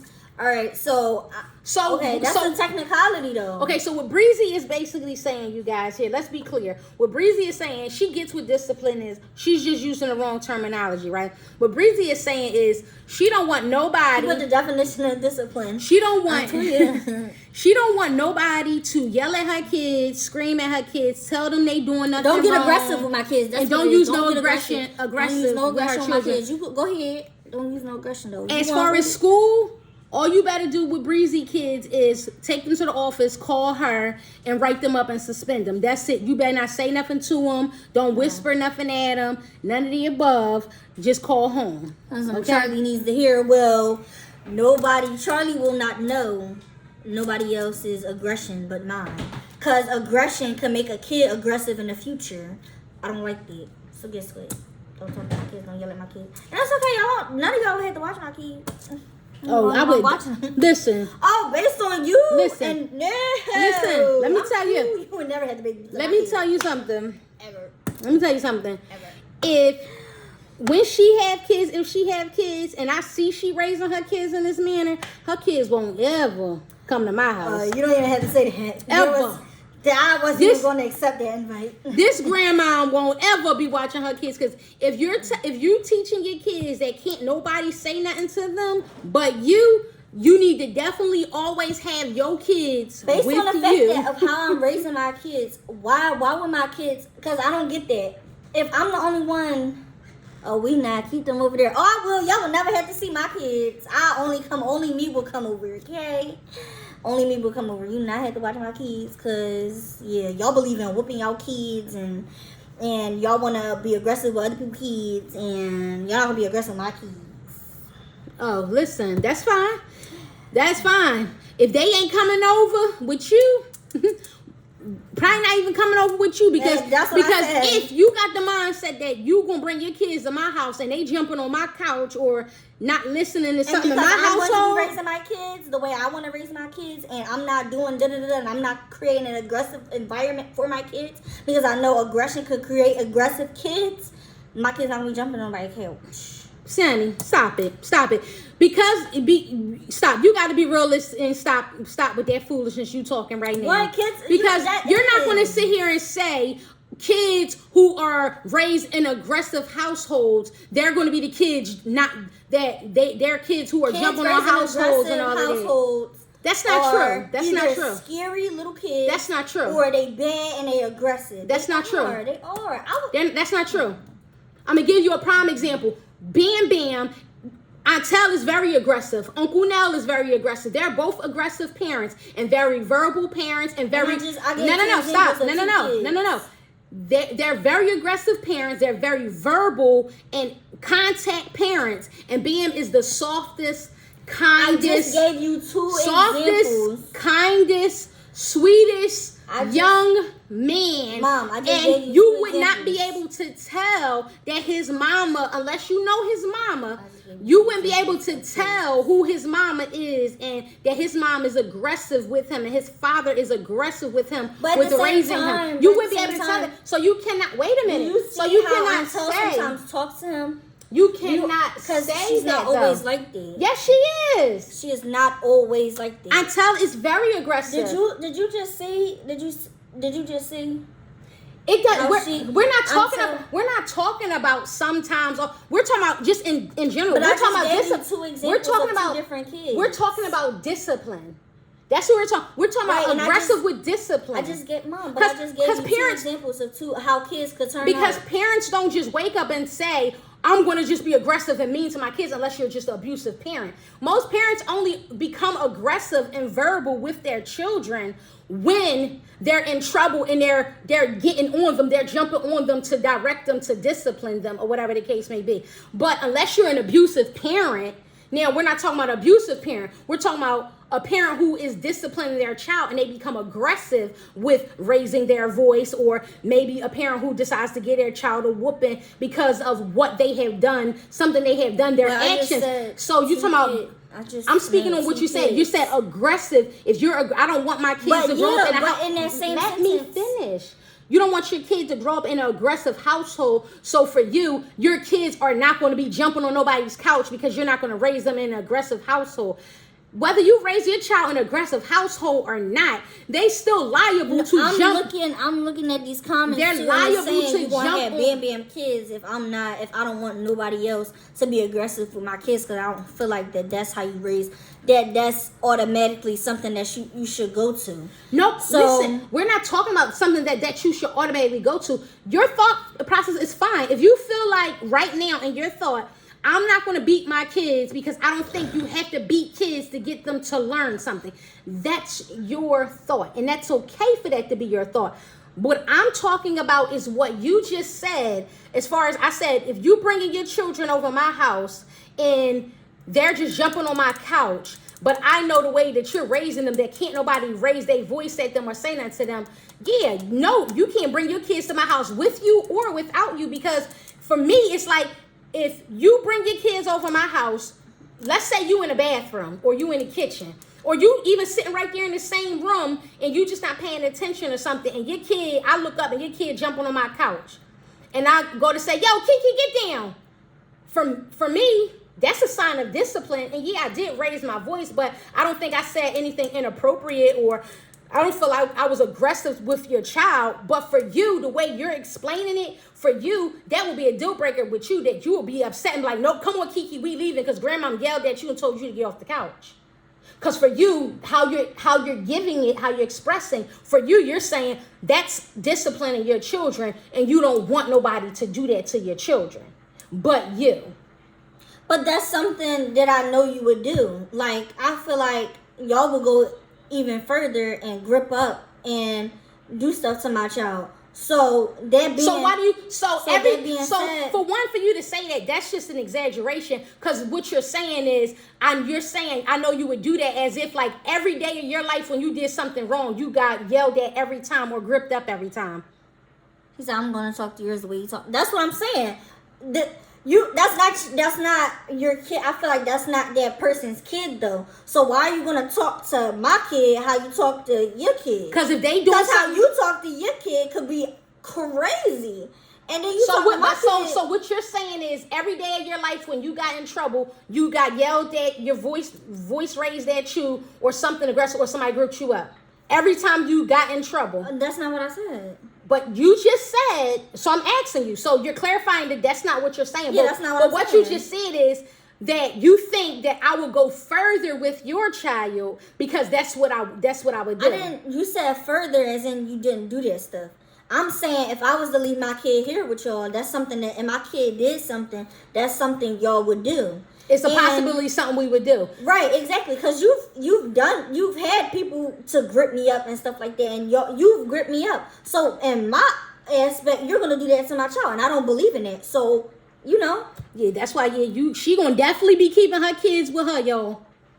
So for me, I talk to my kids the way I want them to talk to others. I'm going to talk to you the way, of course, but we're going to keep it 100, and we're not going to sit here and act and pretend like nobody don't cuss at their kids or they don't raise their voice at their kids. I'm not saying it's every time your kid do something, you got to raise your voice, because every time you discipline your kid, you don't have to raise your voice, or you don't even have to curse at them, or whatever the case may be. And that's not a justifying the situation to say that it's okay and you should do it or you shouldn't do it or anything like that. But did you get yelled at by? But what I'm saying is, though, at the end of the day, like, we're not going to sit here and pretend like, if your kid did X, Y, and Z, that you ain't going to raise your voice, and that you haven't raised your voice or cussed at your kid and told them to sit their asses down, or whatever the case may be. And my thing is this: if you at my house and you gave me your child, and you let your child come to my house, that means you know me and you trust my judgment. So if your kid come and tell you I told them to sit their ass down, 9 times out of 10, I probably did. But this is the thing: you should know who you're sending your children with, and if you're not okay with it, then that's what your choice should be. You shouldn't send your kid with that person, because you know what they're going to do. Because if something happened, don't be looking surprised like, oh my goodness, why would you do this? But you knew how that person, because a lot of exactly. people do Ain't nothing wrong with yelling at a kid here and there. A lot of people. Child, and should know I'm not going to harm them now. If they doing things I don't allow in my house, then they have to listen. Exactly. Absolutely. Exactly. So yeah, you should definitely be knowing who you're leaving your children with, when you leave them. So you know that Aunt Ish, Aunt Ty, whatever you want to call me, that I might raise my voice and I might tell them to sit their ass down, or I might take some electronics or tell them go to bed early or something like that. You know that. And for the most part for me, I'm not going to really, beat nobody else's kids for real like that, honestly, or whatever. I do draw the line to a degree, you know what I'm saying? But it's certain ones that might come over and something might occur, and I just might, pop them or whatever the case may be, whatever, you know what I mean? But, I don't feel like because you don't beat your kids, they're going to go out and shoot somebody.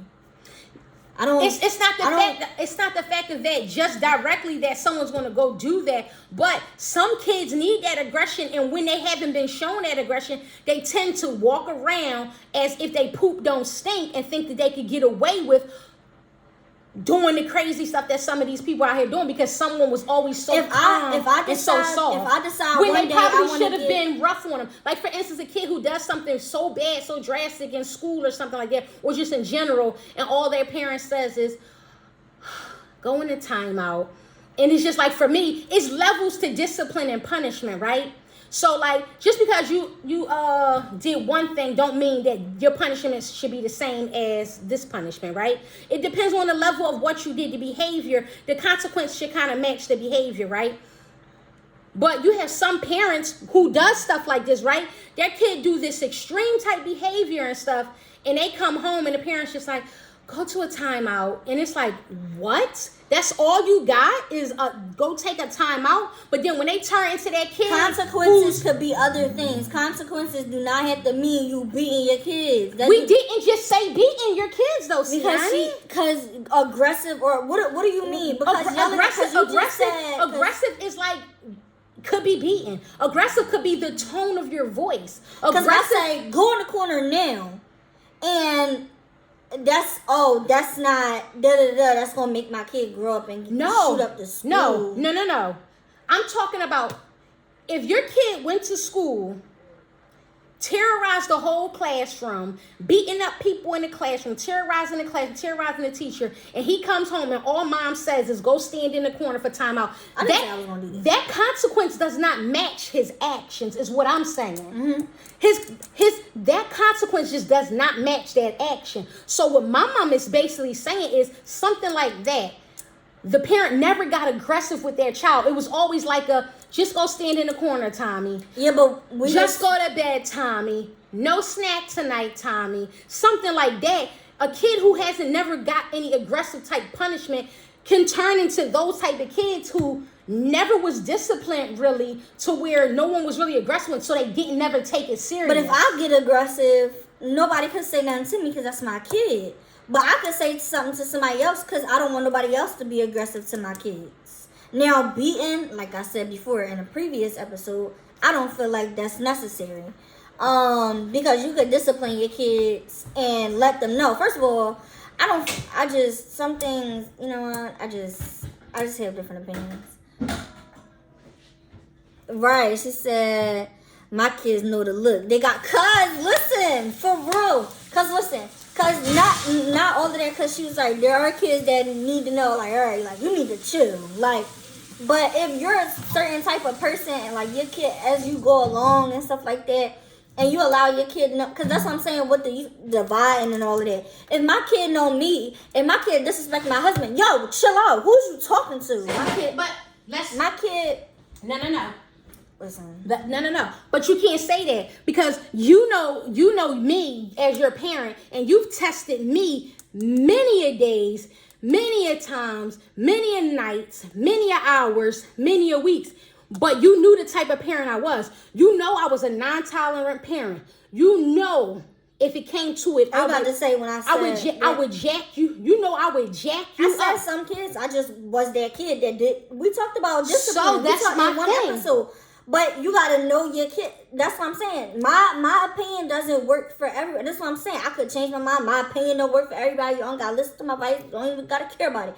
But it's my opinion. Not every opinion works for everybody. I was the kid where I get whooping and I do the same thing the next day. I was the kid, I get my phone taken away and I be on somebody else's phone at school, so it don't matter to me. I was that kid. So it not everything works on everybody. So my thing is that what I think and what I want to try is a different method. I don't feel like beating. Just certain things I just don't feel like needs to be done. I don't even feel like I needed a whooping. Cause it didn't work, right? It didn't work. I know somebody who got whoopings every day, every time he did something. And then next thing you know, he got sent away to school. Them whoopings didn't work. He got yelled at, he got whooped But this is the thing. It didn't work. Sometimes the whoopings might not work, or the aggressive conversation may not work. You're absolutely right. But that doesn't mean as a parent you don't work through certain things. With an extension cord. Sometimes but that doesn't mean you don't not do certain things because you feel like, oh, I'm not gonna whoop my kids because that's probably not gonna work. It might work for certain kids and it might not work for other parents. It's parents who do stuff like this. So what if my husband thinks it's okay? Like we don't talk about the whole disciplining thing, and he go right and beat my kid with an extension cord. That's something different. That's something totally different. But it would. That was what happened with her. That's something different. That's something different. I wouldn't let nobody beat my kids with extension cord. I've never beat my own kids with it. My kids still got that trauma getting beat with an extension cord. So now we gotta move some furniture and you gotta get out. Because that's what I'm saying. People go too far. I don't care if it's one time. People go too far. We're gonna agree to disagree on this topic, you guys, because the reality is we don't agree. Breezy, but that's why, like she said, the beatings didn't work for her. This didn't work for her. She in a world of her own anyway. She don't like discipline, period. Anyway, so let's be clear. I ain't trying to get sound like she don't like discipline at all. She never did. She never will, and that's why she has that thought process now. I feel like it is abuse. She's going to. I feel like it's a trauma. She's going to have to, because you'll never forget a beating. I don't care how many times you get it. This is something she's going to have to experience in life with having children or something, and really walking that path or whatever. And she may still stay the same mindset. She may change her mindset. Who knows? We never know, right? But at the end of the day, old parent need to come back. That's abuse. That's death. Y'all, that's slavery days. Y'all was getting beat with the little extension cords in the back. Tania, I agree. Now, for me, switches, belts, really for the most part, like extension cords and stuff like that, never really been my twist as far as like a beating. For me, absolutely, Ms. Gail, we would definitely talk about this after she had kids, right? But she after we had children. She may still have the same switch. She may still even have the same concept when she gets older, even older, and decide to start having kids. We never know. She might still have the same mindset. But I know as of for now, her mindset is one like that because, for one, she just don't like to be disciplined herself. She never did. Beatings didn't work for her. I don't get disciplined like that anymore anyway. Yelling at her, all that stuff didn't really work for her either. She just was one of those relentless kids that she was going to do whatever she wanted to do. Rebel. She was going to get in trouble. She knew she was going to get in trouble for it, and she'll take it on the chin and then keep it moving, and then she'll do it again. She was one of those individuals. So with that being said, right, she was one of those kids. It is what it is. And that's why her mindset is the way it is, though, too, now, is that, because she just doesn't like discipline. So it's nothing personal. She's just an individual who feel like kids shouldn't be disciplined. I didn't think twice about doing it again. I just still remember them. So yeah. So for her, it was just like, she knew she was going to get in trouble for it. She still did it again with no thought into it. So that's just why her thought is the way it is too right now, because she just don't like discipline. She think everybody. She said everybody should kids should be able to do stuff wrong, and parents should just basically be like, "Don't do it again," and that's really it. That's her thought process. I didn't say that. That's her thought process. This basis of this conversation and debate was based off the fact that nobody else should touch my kids, get aggressive with my kids, other than me. But that's her thought, because I was the mom. Yeah. I'm the mom, and I would talk to her and get aggressive or whoop her or something like that. And she'll look at me like I was crazy and sideways, like, why you disciplining me, woman? She told me one time, I am the type of person that I don't feel like I should be disciplined. I should be in control of me regardless. She said that out her mouth. I should. Her exact word. She should not be disciplined. That's what she told me one day, y'all. This was about I'm not worried about that. This is about 3 years ago. My kids gonna be like this if I have kids. This was about 3 years ago. This is a trap. I'm not falling for I don't care if you and your kids is like this. If they do something wrong and you don't discipline them, I don't care how close y'all are. That's gonna be me to discipline them, not you. That's fine. Your kids ain't gonna be at my house. That's cool. My kids gonna be at my house. Okay. She may have the same mindset, but it will be based upon different experiences. Absolutely, Ms. Gail. What would Breezy do if your child peed on my floor? What should be done? Like purposefully, like dead, squatted. Just second peed on the floor. What would you think? I'm not even gonna cap as a parent. I'm gonna live. Listen, like show me hits. Listen, huh? You said I don't need them. Listen, as a parent, no, because I'm exactly to me. We'll see when she have kids. Me and my kids. Gonna be like this. I'm gonna just be like, bro, like, why would you? Like, me and my kids gonna be like on the bro, like, why would you just poop? Why would you just pee on the floor? Like, what be wrong? And I'm like dead serious. Like, at this moment in my life, like, I'm gonna laugh. Absolutely, you're absolutely right, Miss Gail. She turned this into a whole discipline, right? Because she just don't want to probably say that to her kids, right? But we're gonna see when she had kids, though, if she changed her mindset. But like exactly what our original whole topic is, blended families. Blended families can definitely be hard. And like with our situation, it was more so, like I said, back to that, basis of things, right? It could be difficult. It can make the relationships difficult because if the parenting on both sides is not coming together, it gives you that aspect of like those thought process when it comes to discipline and the kids, because they feel like this is my child, this is not their non-biological parent's child, they shouldn't be saying or doing or X, Y, and Z. So it makes it complicated. In my household, like, right, as far as with discipline, right, this is my non-biological child, but he's in my home, but I don't have a right to discipline him. But if me and my husband is on the same page, but the mom isn't on the same page, how does that help our household? What's growing pains? It makes our household divided, right? But nonetheless, at the end of the day, over time, with communication and just, teamwork, things can definitely work out. Some blended families are just never going to work. Some blended families are going to work temporarily. Some blended families can go for years. And work out in everybody's favor. You know what I mean? So it's just all about what you're willing to work for and how hard you're willing to work. I think that we worked hard for our blended family to work. We're double standard. You know what I mean? I think for our household, it was difficult, but over time, because we kept working at it, we kept, we would be upset, we would be frustrated and different things like that.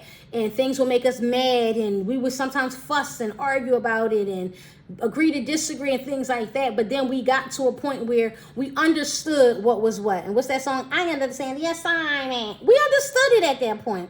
So we were able to... Oh, I did just do that, y'all. Yes, I did. No, when I'm going to be able to show that I made a cheesecake. Or whatever. So with that being said, it makes it easy as time goes on.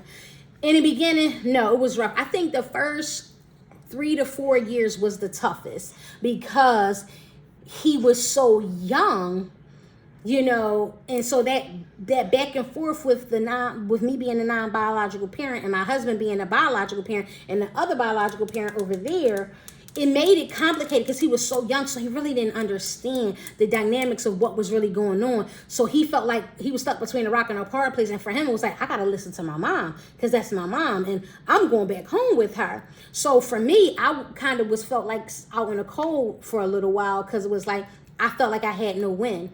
But lo and behold, like I said, over time, things got easier. Like I said, the first 3-4 years, it was kind of rough, rocky roads. But as he got older and he started to see and just experience and listen and watch and see that I didn't mean him no harm, that I was here to love him. I was here to support him. I was here to be here for him.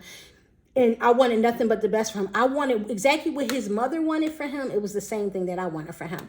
So I felt like it became a little bit more easier as time went on, whatever the case may be. But definitely when you do have that opposite parent who's not like for it, it doesn't make the relationship in that blended family, work out in our favor to making it an easy transition.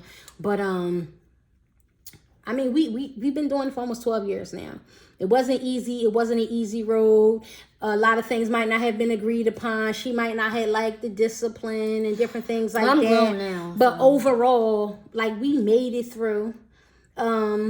We had good days, we had bad days, and we're going to still have some good ones. We're going to have some bad ones, and we're going to have some disagreements. We're going to have some of this and a little bit of that. But overall, like, we did it. We pushed through it. We worked together. We strived hard, and we where we at, So with that being said, right, we about to, like, get ready to end this video for today. Episode number 7, Mom&Breezy podcast. Today's topic, blended families. But what I need you guys to do, if you weren't on at the beginning of the video, I need you to go to our last post. Our last post on YouTube. Well, it's on my Facebook page. Click that link, our last video. Go to YouTube, follow that link, like, subscribe, share, copy, repost, send it to whoever. Share it with whoever. Help us get to 50 subscribers. So that we can start live streaming from YouTube. Help us get to our subscribers, y'all. I need y'all to go to YouTube, to that video, like, subscribe, share, and repost, and follow us on YouTube so that we can get to our 50 followers, our 50 subscribers, so that we can start live streaming on YouTube. And with that being said, and that was a great debate. It was definitely a great debate. We always here to have fun. She said you are grown, but living in your parents with rules. Absolutely.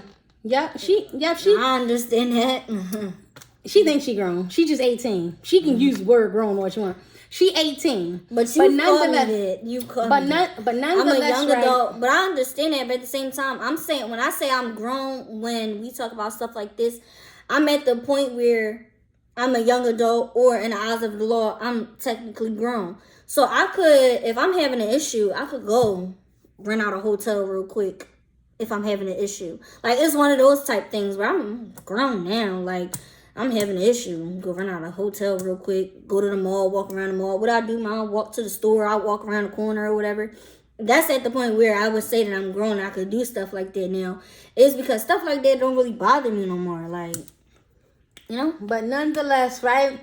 We are going to focus real quick, real briefly. Breezy is finished high school, you guys. It is over. It is over. It is over. She is officially finished high school. Graduation coming up in June. She's going to be walking down that aisle getting that diploma, but she no longer has to go back to the building. She's done. She's finished. She's finito. Exams are complete. Tests are complete.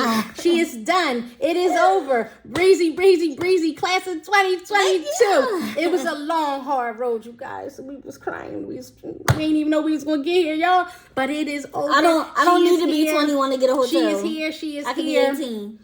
And she is done. She is finished. She's complete. Some made her cheesecake. 21. She made her cheesecake today, y'all. She want to show y'all that she made her cheesecake on her own today, you guys. Go get it real quick. So we can finish this out. So once again, at the end of each video, at the end of each live, we want to do our promo. Kadia's wear is available. Sweatshirts, t-shirts, all apparel is on sale until everything is gone. I am ready to restock and start preparing for the springtime weather. So right now, all apparel is on sale. All apparel is on sale for a nice sweet deal. You want to purchase sweatshirts, t-shirts. We have jackets. We have outfits. We have bonnets. The bonnets are not on sale because it's already a deal breaker. It's a discounted item already. Bonnets are $10. All bonnets are $10. It's like Burlington. They don't put discounted items. You see it? It's already a discount. Nice satin, two-layer, double-sided. Flip it. You want to be plain Jane, you put it on black. You want to represent Kadia's wear, you can flip it on that side. So with that being said, DM me, go to the website, order today, take advantage of this sale. Kadia's wear in the building. And Breezy's gonna show you this cheesecake, and then we're gonna. Oh, I have books. I have 2 books. I have a series. I'm a self-published author. They came out when I was 14.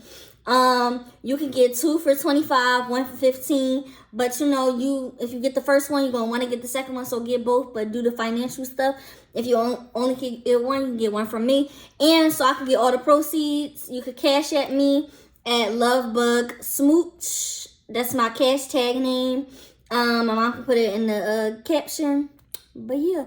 Oh, my cheesecake. It's my first time making cheesecake. It's so good. It tastes like New York cheese. So Breezy made her own cheesecake from scratch today. First time doing it. So she just wanted to share that with you guys today. So once again, get that Kadia's Wear merch. We got some new merch dropping soon. Oh, it's going to be official. It's going to be fire. Be watching. Be looking out for it. Kadia's Wear merch. Breezy books. Get at me. We love you guys. And go to YouTube and subscribe.